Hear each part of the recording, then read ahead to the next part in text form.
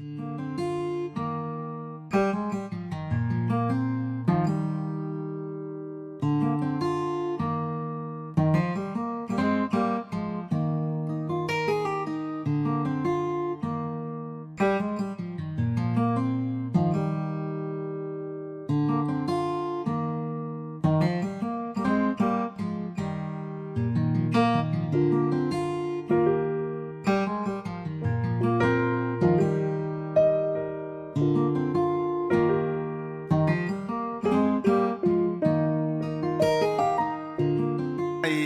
hoy en todo el mundo podemos decir que están conmemorando, ¿verdad? Celebrando una Semana Santa. Pero, ¿qué nos dice la Biblia con respecto a la tradición de la Semana Santa? Jesús nos habla por medio de ella, de la palabra, y dice que Él no quiere una Semana Santa, Él quiere una vida santa. Amén. ¿Y cuántas personas, cuánta gente guardaron, entre comillas, una Semana Santa recordando, ¿verdad?, la muerte y la resurrección de nuestro Señor Jesús, pero sin conocer a Jesús? ¿Cuánta gente aprovecharon el puente para venir a vacacionar a diferentes ciudades, celebrando una Semana Santa, entre comillas, donde hay borracheras, homicidios, por causa de supuestamente celebrando una Semana Santa? Por eso tenemos que hacer mucho hincapié que Cristo pide una vida santa de todos los días. Todos los días tenemos que recordar la muerte y la resurrección de nuestro Señor Jesús. Todos los días tenemos que conmemorar ese momento tan especial en el cual Dios en su misericordia vio hacia la tierra y vio una tierra llena de pecadores. Y por ese motivo el Padre envió a su único Hijo para darnos vida eterna para todos aquellos que vienen a Él. Oramos. Padre, te damos gracias en el nombre de Jesús, Señor, por este momento, este tiempo que nos regalas, Señor, para reunirnos como iglesia en este lugar. Así como en toda la tierra, mis hermanos en Cristo, algunos se han reunido, otros están reuniéndose, otros están por hacerlo. Pero hoy, Señor, nosotros no queremos celebrar solamente este día, esta Semana Santa, sino que tú nos enseñes cada día a vivir una Semana Santa, guardándonos de este mundo, Señor, inicuo, un mundo, Señor, que cada día se está desbaratando a sí mismo. Te rogamos, Señor, que nos ayudes a vivir esa vida en santidad, como dice tu palabra: sé santo porque yo soy santo. ¿Cuánta gente hoy, Señor, ha celebrado, ha recordado la Semana Santa, pero sin conocer a aquel que murió en la cruz y en aquel que resucitó al tercer día? Señor, queremos nosotros celebrar y conmemorar todos los días esa muerte y resurrección, Señor, en el nombre de Jesús. Y permítenos vivir, llevar a cabo, Señor, esa vida santa que te agrade a ti, Señor, en el nombre de Jesús. Te damos gracias, Padre. Amén. Dale una fuerte aplauso al Señor en esta mañana. Marcos capítulo 8, versículo 27 y versículo 30. La bendita palabra de Dios dice así, en el nombre de nuestro Señor Jesucristo. Salieron Jesús y sus discípulos por las aldeas de Cesarea de Filipo. Y en el camino preguntó a sus discípulos, diciéndoles: ¿quién dicen los hombres que soy yo? Ellos respondieron: unos, Juan el Bautista; otros, Elías; y otros, algunos de los profetas. Entonces él les dijo: ¿y vosotros quién decís que soy? Respondiendo Pedro le dijo: tú eres el Cristo. El versículo 30. Pero él les mandó que no dijesen esto de él a ninguno. Estos versículos, que son 4 versículos, tiene 3 propósitos. Y es importante analizar el por qué Jesús hace una pregunta crucial a los discípulos. El primer propósito es mostrar la confesión de Pedro, donde Pedro reconoce a Jesús como el Cristo. Y la confesión de Pedro, vemos cómo en su fe, que Dios empezaba a prepararlos, porque una revelación que no fue hecha por carne, sino por Dios. Cuando él reconoce, porque los demás no sabían quién era realmente Jesús, pero Pedro, al tener esa revelación directamente del Padre, donde reconoce a Jesús como el Cristo, aquí vemos su creencia en la divinidad, así como en la misión de Jesús. Es el primer propósito. El segundo propósito es destacar la importancia de la fe personal. Nadie puede venir al Señor si el Espíritu Santo no pone fe en la persona. Y Jesús quiere saber qué piensan sus discípulos sobre Él.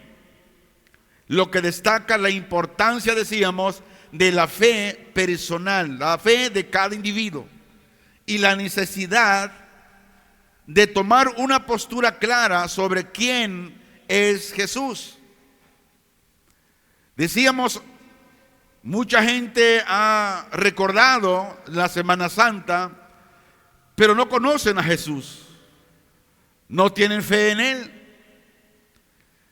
Y no podemos celebrar algo en el cual no creemos, pero la gente lo celebra por una tradición, pero no lo hace por un conocimiento de la verdad. Propósito número 3. Preparar el camino para la predicación de la pasión. Después de esta confesión de Pedro, Jesús comienza a enseñar a sus discípulos sobre su pasión y su muerte. Y lo que muestra aquí la confesión de fe de Pedro es solo el comienzo de la comprensión de la misión de Jesús. El tema de hoy le puso por nombre la confesión de fe que cambia todo. Solamente la fe en Cristo es la que puede cambiar el corazón humano. Un corazón sin fe es imposible agradar a Dios. Puede celebrar por tradición, y mucha gente lo hace por tradición, pero no lo hace por fe en Cristo Jesús. Y la pregunta es, ¿está dispuesto usted a reconocer a Jesús como el Cristo? Porque muchos hoy que celebraron Semana Santa no reconocen a Jesús como el Cristo. Ahora, este mensaje destaca la importancia de la fe, de la confesión de Pedro, y cómo esta confesión puede cambiar nuestra vida y nuestra relación con Dios. La gente, la multitud, se desborda en estos tiempos. Las playas en Acapulco están a reventar. Hay mucha derrama económica, donde la gente está recordando la Pascua, la Semana Santa, pero no tiene una relación con Dios. Los que cada año conmemoran esto, lo celebran. Apenas no sé, creo que el Barrabás se tiró de la tarima y se rompió la pierna. El que la hizo de Cristo se vino con Teddy Cruz, le cayó a uno de los individuos que estaban ahí. ¿Realmente esta es la relación que Dios quiere? No. La relación que Dios quiere es una relación íntima, personal con Él todos los días. Cristo no quiere que celebremos solamente una Semana Santa. El deseo de Dios, de nuestro Padre Celestial, es que todos los días estemos en santidad. Como dice Él, sé santo porque yo soy santo. Y ningún ser humano puede practicar la santidad si no tiene una relación personal con Dios todos los días. Ahora, mucha gente que hoy celebró Semana Santa no conoce quién es Dios, no conoce quién es Jesús. Y la pregunta es, ¿qué significa reconocer a Jesús como el Cristo? La Biblia dice que reconocer a Jesús como el Cristo implica una comprensión profunda de su identidad, de quién es Él. Significa conocer su papel y el plan divino por el cual Cristo fue enviado por el Padre a la tierra. Reconocer a Jesús como el Cristo significa creer que Él es el Mesías prometido, el cumplimiento de todas las profecías habladas en el Antiguo Testamento. Reconocer a Jesús como el Cristo implica aceptar su divinidad y su autoridad como Hijo de Dios. Reconocer a Jesús como el Cristo significa confiar en Él como el único camino, a la salvación. Reconocer a Jesús como el Cristo implica también reconocerlo como Señor, lo que significa que Él tiene autoridad sobre todas las cosas. En resumen, reconocer a Jesús como el Cristo según la Biblia es una declaración de fe que abarca su identidad como el Mesías, el Hijo de Dios, el Salvador y el Señor. Pero cuánta gente que ha celebrado Semana Santa desconoce a profundidad quién es el Señor. ¿Cuántos de ellos le han rechazado todos los días? Pero están celebrando una Semana Santa, donde la tradición enseña que estos días no debes comer carne porque son días grandes. Cuando tienes dinero para comer carne, no puedes comer porque te lo prohíben. Es la tradición. ¿Cuál es la importancia de la confesión de fe en nuestra vida cristiana? La confesión de fe, según la Biblia, es un elemento fundamental en la vida del ser humano. ¿Para qué sirve la confesión de fe?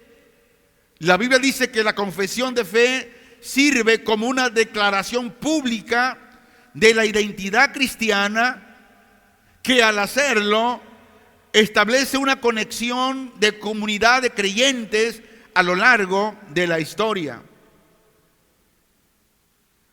¿Cuál es la importancia de la confesión de fe en nuestra vida? Nos ayuda a definir quiénes somos como cristianos y a qué comunidad pertenecemos. Si alguien confiesa que tiene fe en Cristo, su prioridad es tener una comunión personal, íntima con Dios todos los días. Tener una confesión de fe en nuestra vida nos lleva a pertenecer a una comunidad cristiana. Confesar a Cristo como nuestro Señor en nuestra vida es un testimonio público de fe, que creemos en Él, que creemos en su palabra, que creemos en lo que dice la Biblia. Pero cuánta gente que ha celebrado Semana Santa rechaza la Biblia, diciendo que es un libro que ha pasado de moda, que es un libro obsoleto. Yo quiero decirle que dice la palabra de Dios que ella no pasará. Los cielos y la tierra pasarán, mas su palabra permanece para siempre. Todo lo que los hombres hoy están descubriendo ya está en la Biblia. Pero por no leer la Biblia, se están perdiendo de tantas bendiciones de Dios. ¿Cuál es la importancia de la confesión de fe en nuestras vidas? Ayuda a los creyentes a profundizar su relación con Dios y a vivir de acuerdo con sus principios. La confesión implica un compromiso con un estilo de vida que revele las creencias que profesamos. Si nosotros profesamos la fe en Cristo, tiene un principio, y el principio es mi relación, mi comunión con Él todos los días. Ahora, la confesión es un acto de adoración, donde reconocemos la grandeza, reconocemos la soberanía de Dios, donde expresamos gratitud a Dios por la salvación y la gracia recibida a través de Cristo.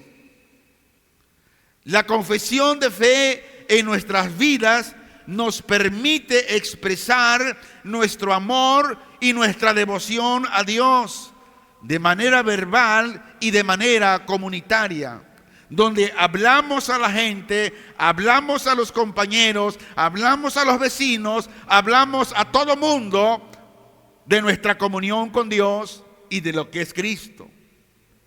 En resumen, la confesión de fe es mucho más que una simple declaración de creencias, sino más bien es una expresión vívida de relación con Dios y con la comunidad cristiana que guía, nos une y fortalece la vida de todos los creyentes.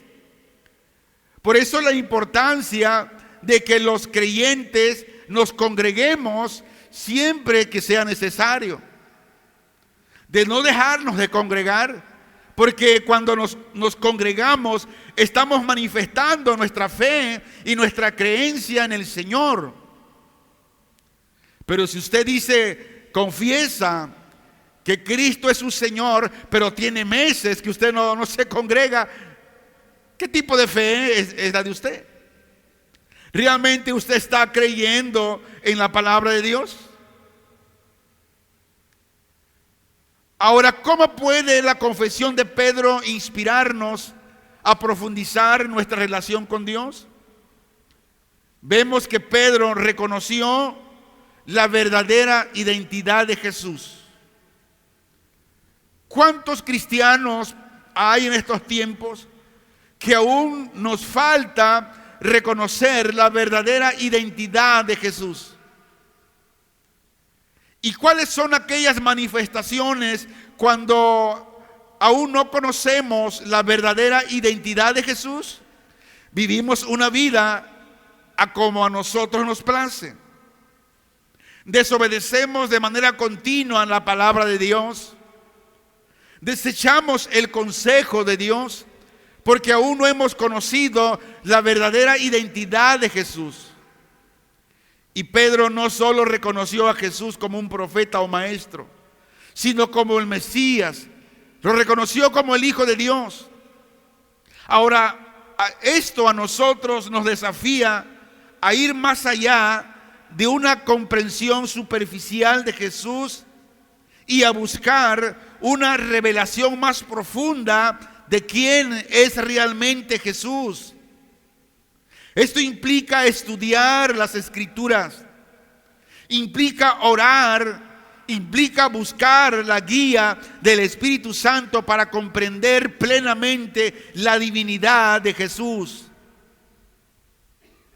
Pero si como creyentes no estudiamos las Escrituras, si como creyentes no oramos, no buscamos la guía del Espíritu Santo para comprender plenamente la divinidad de quién es, no vamos a conocer realmente la identidad de Jesús. Y Dios nos va a hablar y no vamos a entender de lo que Dios nos está hablando. Dice el versículo 27. Salió Jesús con sus discípulos hacia las aldeas de Cesarea de Filipo. Y en el camino preguntaba a sus discípulos diciendo: ¿quién dicen los hombres que soy? Y aquí la pregunta de Jesús es simple, pero también es profunda. Dice: ¿quién dicen los hombres que soy yo? Con esta pregunta, Jesús busca saber qué piensan los demás sobre Él, sobre qué rumores y opiniones circulan sobre su persona. Ahora, ¿esto significa que Jesús no sabía? Claro que Él lo sabía, porque como hombre también es Dios. Pero Él hizo esta pregunta a los discípulos. Y Jesús ya sabía lo que Pedro iba a contestar, porque Jesús, como siendo Dios, también lo sabe todo. Antes que la palabra salga de nuestra boca, Él ya sabe lo que vamos a decir. Pero ¿cuál es el objetivo de la pregunta? La pregunta trae dos objetivos. Número uno, evaluar la comprensión de los discípulos. Con esta pregunta Jesús quería saber si los discípulos habían entendido correctamente su mensaje y su misión. Porque es lo que sucede muchas veces. Y Jesús se dio cuenta en la respuesta que la mayoría de los discípulos aún no habían entendido correctamente su mensaje y la misión por el cual había venido a la tierra. Propósito número 3. La pregunta era para preparar el camino para la confesión de fe de Pedro. La pregunta de Jesús es un paso previo para la confesión que Pedro haría. Y el versículo 17 es un versículo que nos recuerda la importancia de evaluar nuestra comprensión de quién es Jesús y qué significa seguirlo. Escuche esto: cuando el creyente no ha entendido, no tiene la comprensión, no conoce la identidad, quién es Jesús, se le hará difícil seguirlo. Se le hará difícil hacer la voluntad de Dios. Por eso, hoy en día los cristianos debemos de evaluar nuestra comprensión de quién es Jesús. Debemos tomar tiempo para reflexionar sobre nuestra comprensión de quién es Él y qué significa seguirlo. Y hoy podemos hacer preguntas como: ¿qué creemos sobre Jesús? ¿Qué significa para nosotros seguirlo? Hermanos, al igual que Jesús preguntó a los 12 discípulos, también hoy nos hace esa misma pregunta sobre nuestra fe y nuestra práctica cristiana. ¿Qué pensamos nosotros de Él? ¿Pensamos como muchos piensan, que solamente basta celebrar una Semana Santa y los demás días del año vivirlo como a nuestra voluntad más nos parezca? Esa no es la voluntad del Señor, y eso no es conocer la identidad de Jesús. Después de evaluar nuestra comprensión de quién es Jesús, ahora debemos afirmar nuestra fe. ¿Qué creemos sobre Jesús? ¿Qué significa para nosotros seguir a Jesús? Debemos seguir a Jesús de manera auténtica, no solo en nuestra confesión de fe, sino también en nuestra práctica de todos los días. ¿Cómo podemos seguir a Jesús de manera auténtica en nuestra vida? Debemos cultivar una relación íntima con Dios de oración. Repita conmigo la palabra oración. Otra vez. Otra vez. Ojalá que se nos quede. Un cristiano que no practica la oración es porque no ha entendido, no ha conocido la identidad de quién es Jesús. El Señor me habló a mi corazón de dos personas en esta semana. Y hoy abordé a una, dije, Dios me ha hablado de esta manera. ¿Qué hay de esto? Escucha esto. Cuando el creyente tiene una relación íntima, personal con Él todos los días, Él le va a hablar por medio de la palabra. Él le va a prevenir las cosas. Él le va a avisar si es su voluntad lo que viene. Y cuando practicamos, cuando el cristiano tiene esta vida así, caminar con Dios, yo le aseguro que Dios siempre le va a mostrar por medio de la palabra aquellas cosas que vienen, si es su voluntad, mostrarlo. Pero de acuerdo a la palabra, dice que cuando conocemos realmente la identidad de Jesús, quién es Él, nos comprometemos, estamos comprometidos con Él a seguirlo. Lo seguimos todos los días, de manera auténtica.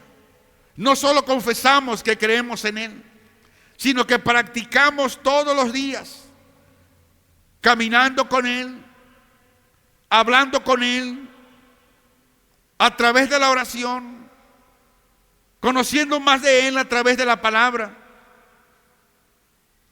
Dios quiere que cultivemos una relación íntima con Él, de oración todos los días. Hacerlo todos los días como ese fin de conocerle más y más quién es Él. Dios quiere una conversación sincera con Él a lo largo del día. ¿Lo hacemos nosotros? ¿Tenemos ese tiempo para platicar con Él todos los días? Dios quiere que le permitamos al Espíritu Santo que Él nos guíe, que Él nos fortalezca, que Él nos ayude a vivir de acuerdo con su voluntad. Cuando el creyente vive en una relación íntima, personal, todos los días, conoce a Jesús, sabe quién es Jesús. Y Jesús pregunta, ¿quién dicen los hombres que soy yo?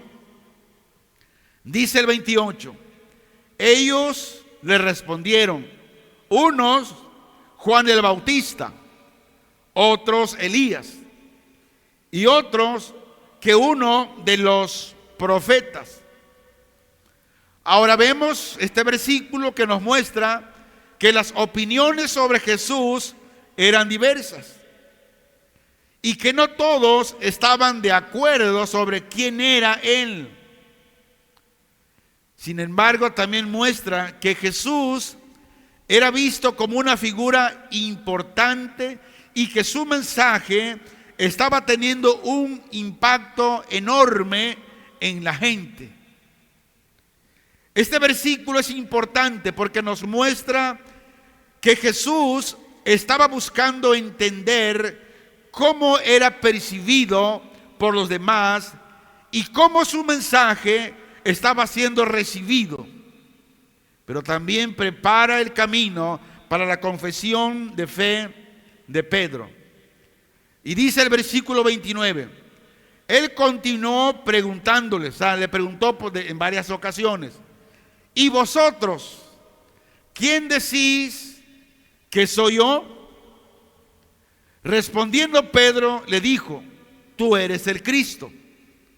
Ahora, esta es una de las declaraciones más importantes en el Evangelio de Marcos. ¿Por qué? Aquí nos muestra la comprensión que Pedro ahora tiene sobre la identidad de Jesús. Ahora ya veía de una manera clara. ¿Por qué? Porque ¿quién se lo reveló? Jesús dijo que esta revelación venía de arriba, del Padre. ¿A qué voy? Si nosotros no tenemos esa revelación del Padre, si no tenemos esa revelación por medio de la palabra y la ayuda del Espíritu Santo, no podemos saber realmente quién es Jesús. No vamos a saber. Hemos hecho hincapié en el taller que tenemos cada 15 días, los sábados, que no estamos llevando este estudio, este taller, con el fin de tener más conocimiento de la Biblia. Eso es bueno, tener conocimiento, tener entendimiento, tener sabiduría. El propósito realmente es conocer más y más a profundidad la identidad, quién es Jesús, quién es Dios. Ese es el propósito. El que si nosotros venimos solamente por tener conocimiento, hermanos, no es por ahí. El conocimiento es importante, como decíamos, pero la clave, la base o el propósito es conocer la identidad, quién es Dios, quién es Jesús, quién es el Espíritu Santo. Y vosotros, ¿quién decís que soy yo? Jesús pregunta a los discípulos qué piensan sobre él. Y en contraste con los que otros piensan. Ahora Jesús, decíamos, no buscaba información para sí mismo, porque él ya sabía lo que los hombres pensaban de él. Jesús quería evaluar el nivel de comprensión de sus discípulos acerca de su verdadera identidad. Y esta misma pregunta el Señor nos las hace a nosotros. Nosotros, ¿qué pensamos? ¿Quién es Él? A veces a Dios lo tenemos como un Dios chiquito, un Diosito. Cuando tenemos o estamos atravesando por ciertas dificultades, desesperaciones, problemas, en vez de correr a aquel que dice que todo lo puede, empezamos a hacer planes para poder ayudar a aquel que todo lo puede. Y eso significa porque aún no hemos conocido la verdadera identidad de quién es Dios, de quién es Jesús. Lo que usted esté pasando, lo que estemos atravesando en estos tiempos, Dios quiere enseñarnos a depender de quién es Él. Pero para que aprendamos a depender de Él, necesitamos saber a profundidad su identidad de quién es Él. Porque si solamente creemos, como muchos creen, teniendo una fe superficial, pero en vez de depender de Dios, dependen de otras cosas, estás manifestando que tu fe realmente no es la fe sobre la identidad profunda de quién es Jesús. ¿Y vosotros quién decís que soy yo? Ahora Pedro respondió: tú eres el Cristo. Hablando en nombre de los demás discípulos, Pedro declara que Jesús es el Cristo, es decir, es el Mesías esperado por los judíos. Y esta declaración de Pedro es importante. ¿Por qué? Número uno, porque reconoce la divinidad de Jesús. Al llamar a Jesús el Cristo, Pedro reconoce su divinidad y su papel como Mesías. Y número dos, muestra la comprensión de los discípulos. La declaración de Pedro muestra que los discípulos ahora han comenzado a entender la verdadera identidad de Jesús. 3. Con esta confesión se prepara el camino para la predicación de la pasión. Después de esta declaración, ahora Jesús comienza a enseñar a sus discípulos sobre su pasión y muerte. Versículo 31. Y comenzó a enseñarles que el Hijo del Hombre debía padecer mucho y ser rechazado por los ancianos, por los principales sacerdotes y por los escribas, ser condenado a muerte y resucitar a los 3 días. Pero Jesús hizo la pregunta: ¿y vosotros quién decís que soy yo? Y ya conocemos la respuesta de Pedro, que le dijo: tú eres el Cristo. Y la confesión de Pedro de que Jesús es el Cristo, el Hijo del Dios viviente, marcó un punto de dirección en el ministerio de Jesús, que a partir de ese momento Jesús comenzó a revelarle más claramente su inminente sufrimiento, muerte y resurrección. ¿Hasta cuándo? Hasta que ellos comprendieron la misión de Jesús en la tierra. Vemos que la respuesta de Pedro fue inspirada por revelación divina, donde estableció el fundamento sobre el cual Jesús edificaría su iglesia. Y el contexto es Mateo 16, 18, y dijo: y yo también te digo que tú eres Pedro, y sobre esta roca edificaré mi iglesia, y las puertas del Hades no prevalecerán contra ella.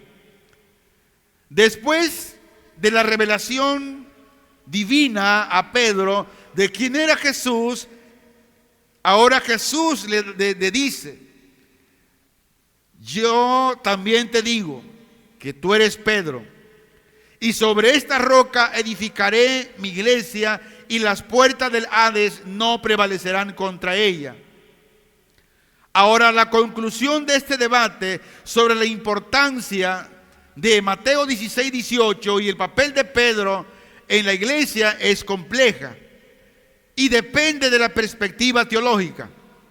Sin embargo, aquí tenemos una conclusión basada en la Biblia, porque hay una discrepancia entre que enseñan que Pedro es la cabeza de la iglesia y que Pedro puede perdonar pecados y que hoy el cura puede perdonar pecados y un rollo ahí.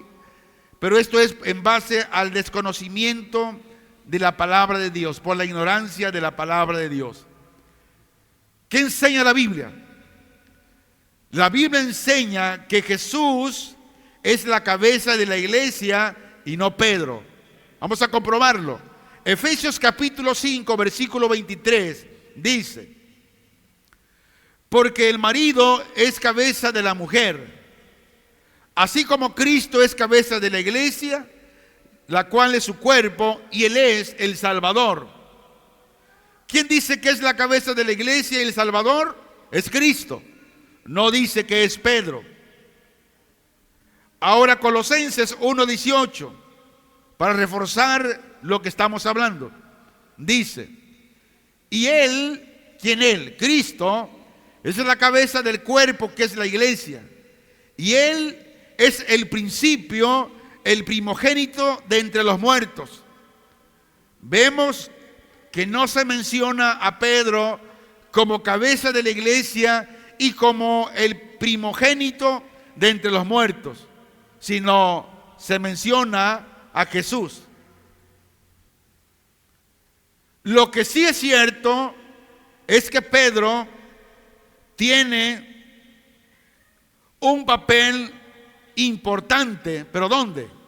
En la iglesia primitiva. Vamos a leerlo, porque yo quiero que usted como cristiano conozca realmente lo que la Biblia habla con respecto a lo que muchos hoy han malinterpretado esta escritura. Dice Hechos capítulo 2, versículo 14 en adelante. Lo voy a leer aquí en la iglesia, en la congregación, porque tal vez en su casa no lo lea. Y habla aquí sobre el discurso de Pedro. Dice: entonces Pedro, poniéndose en pie con los 11, alzó la voz y les habló diciendo: varones judíos y todos los que habitáis en Jerusalén, esto os sea notorio y oíd mis palabras, porque estos no están ebrios, como vosotros suponéis, puesto que es la hora tercera del día, mas esto es lo dicho por el profeta Joel. Y en los postreros días, dice Dios, derramaré de mi espíritu sobre toda carne, y vuestros hijos y vuestras hijas profetizarán, vuestros jóvenes verán visiones, y vuestros ancianos soñarán sueños.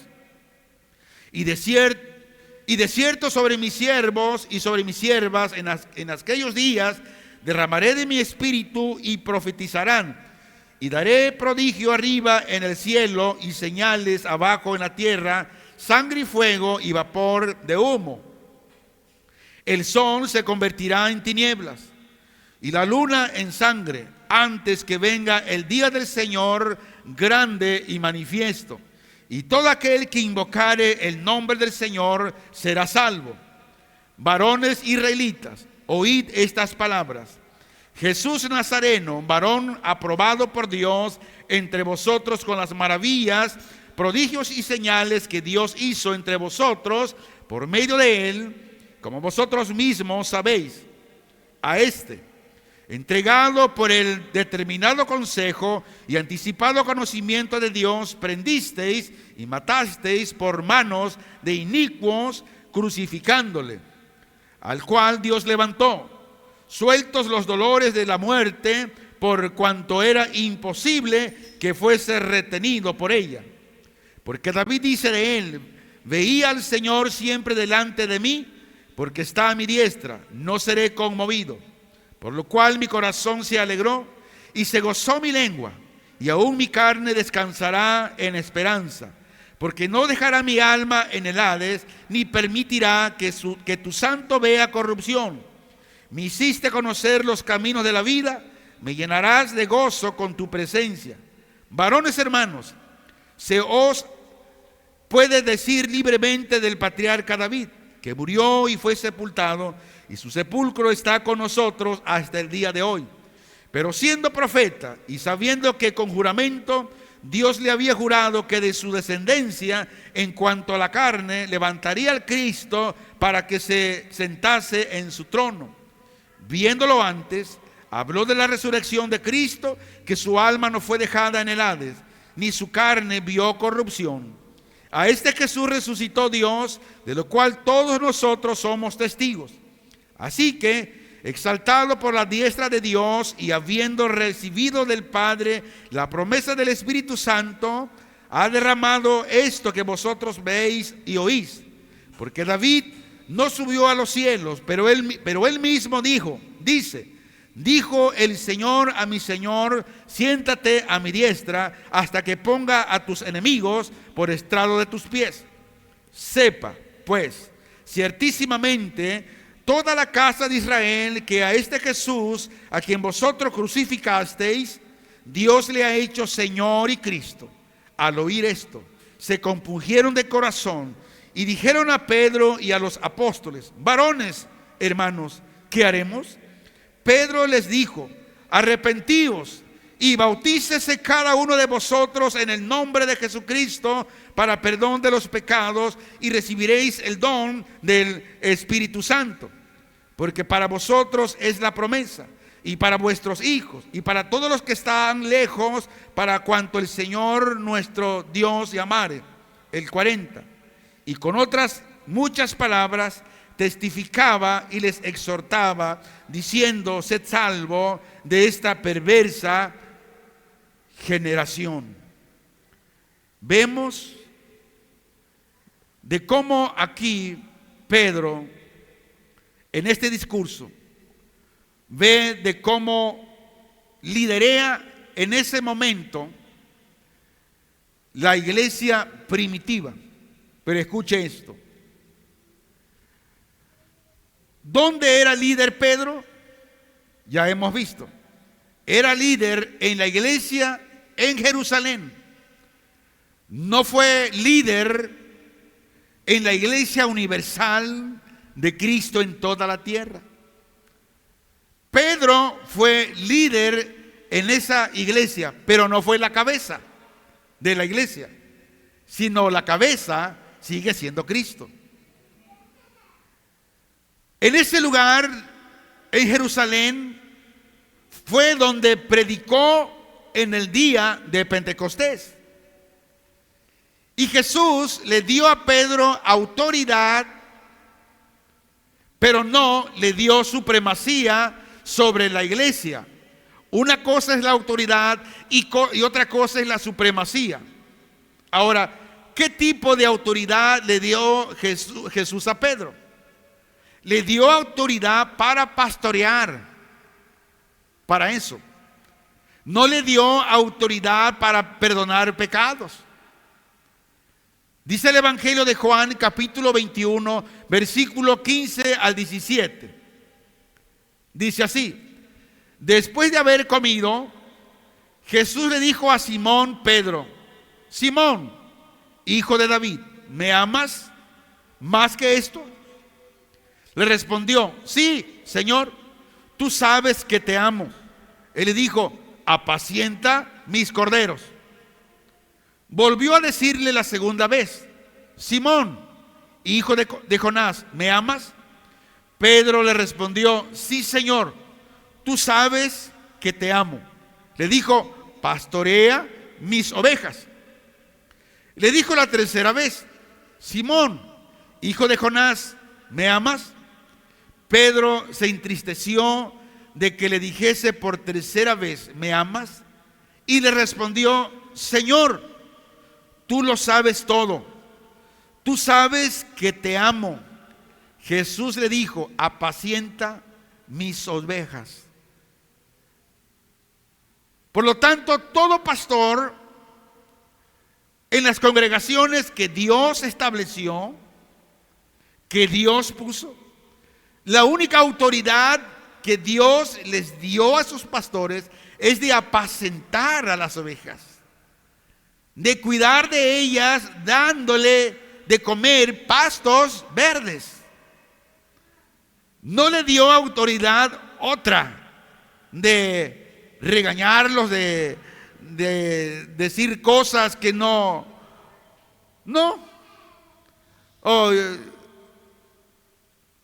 Como a veces hemos dicho, ¿verdad? De que a veces cristianos están enseñados que el pastor vaya y corrija a los hijos de su casa.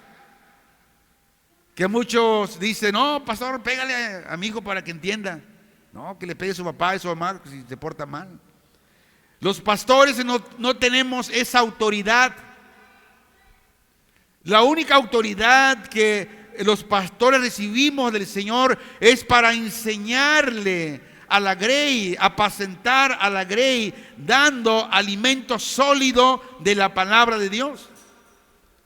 Por lo tanto, la autoridad que Jesús le dio a Pedro se refiere a la responsabilidad para cuidar y pastorear a la comunidad cristiana. Le dio autoridad de ser un testigo. Dice Hechos 1:8: pero recibiréis poder cuando haya venido sobre vosotros el Espíritu Santo, y me seréis testigos en Jerusalén, en toda Judea, en Samaria y hasta lo último de la tierra. Y ese poder no solamente lo tuvo Pedro, sino también a todos aquellos que fueron llenos, que recibieron el Espíritu Santo. ¿Cuántos han recibido el Espíritu Santo? Son testigos. Y usted tiene autoridad para enseñar la palabra de Dios. Ahora, esta autoridad también se refiere a la responsabilidad de Pedro para ser un testigo de la vida, la muerte y la resurrección de Jesús. Y en resumen,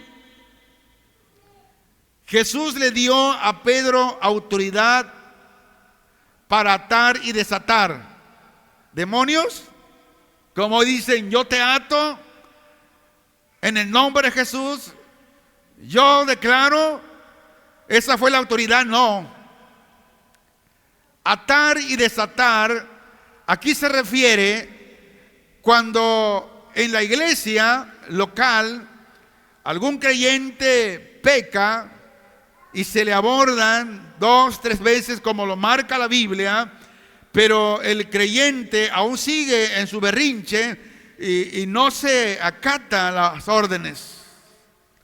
Entonces, ¿qué hace? El pastor y todo el liderazgo, los diáconos que en la iglesia hay, se reúnen para aconsejar, darle otra oportunidad al hermano que pecó y no quiere arrepentirse. Y si ese hermano aún sigue en su berrinche, ahora los pastores, los diáconos, el liderazgo oran al Señor y se ponen de acuerdo qué tiempo le van a dar de disciplina al hermano que pecó. Y mientras se llegan a ese acuerdo, por eso Jesús dijo, donde están 2 o 3 congregados en mi nombre, ahí estoy yo. Y este es un versículo que se ha malinterpretado y lo usan para una reunión. Hermanos, Jesús dice que Él estaría con nosotros porque estamos más de 2 o 3. No, pero ese versículo se refiere cuando los pastores, el liderazgo, se reúnen para ponerse de acuerdo el tiempo de disciplina que van a ponerle al hermano que pecó. Eso se habla, ahí habla cuando dice vamos a atar. Y todo dice lo que ates en la tierra será atado en los cielos. Cuando ese cristiano, si es un mes, no sé, un año, disciplina, ese cristiano está atado aquí y en los cielos. Pero en cuanto ya una vez el cristiano se arrepintió y hay frutos dignos de arrepentimiento, ahora los pastores, el liderazgo se reúnen para desatar la disciplina, ponerlo en libertad a ese cristiano que se ha arrepentido y ha reconocido y ha dado frutos dignos de arrepentimiento. Y eso que se desató aquí se desata en los cielos. Y ese cristiano, mientras esté atado, así puede ir a otra congregación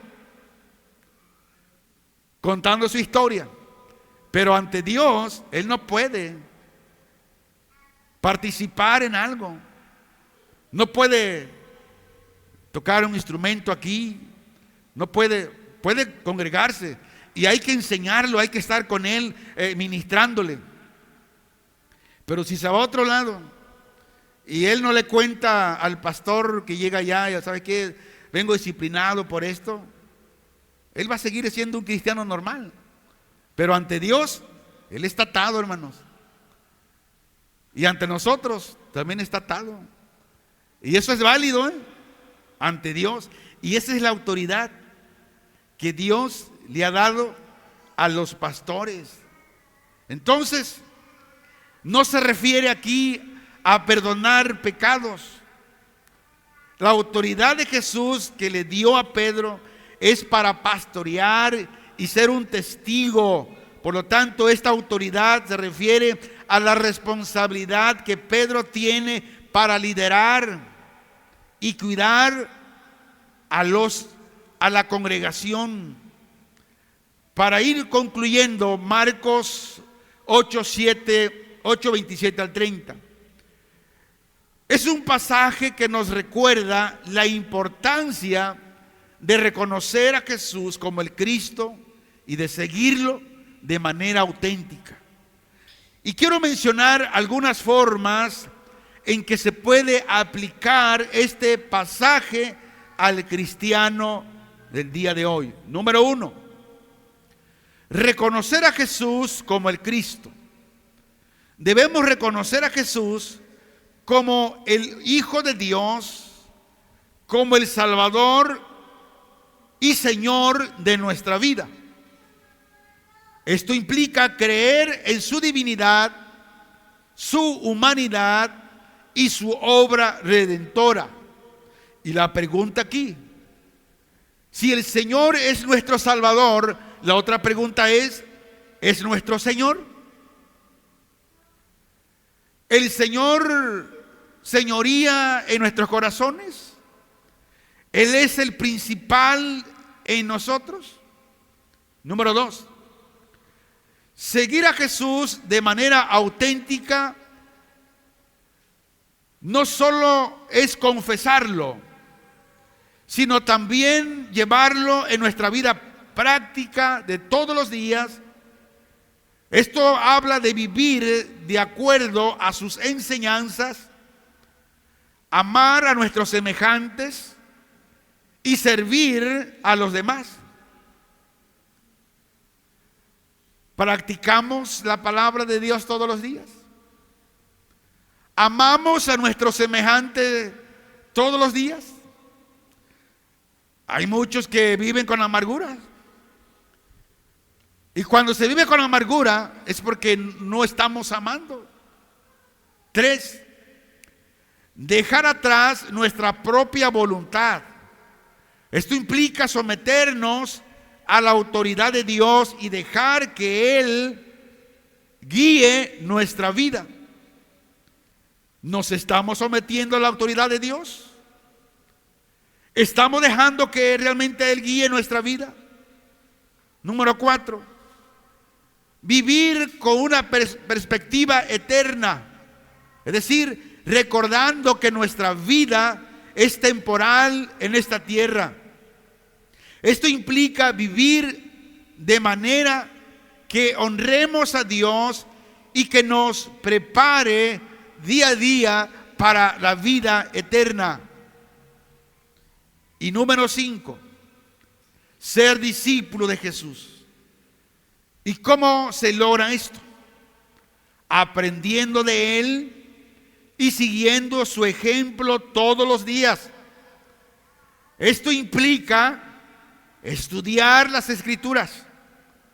Esto implica orar y buscar la guía del Espíritu Santo. ¿Lo estamos haciendo?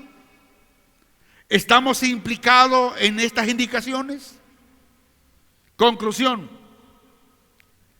Jesús es el Cristo. Él es el Hijo de Dios. Y como tal, Jesús debe ser reconocido y seguirlo, pero de manera auténtica. Ahora, la opinión de los demás no importa. Lo que importa es nuestra propia relación con Jesús, de conocerlo cada día más y más. Lo que importa es nuestra disposición de amarlo y de seguirlo. La confesión de fe es importante. Y la confesión de Pedro, decíamos, es un ejemplo de cómo debemos reconocer a Jesús como el Cristo. Seguir a Jesús implica dejar atrás nuestra propia voluntad.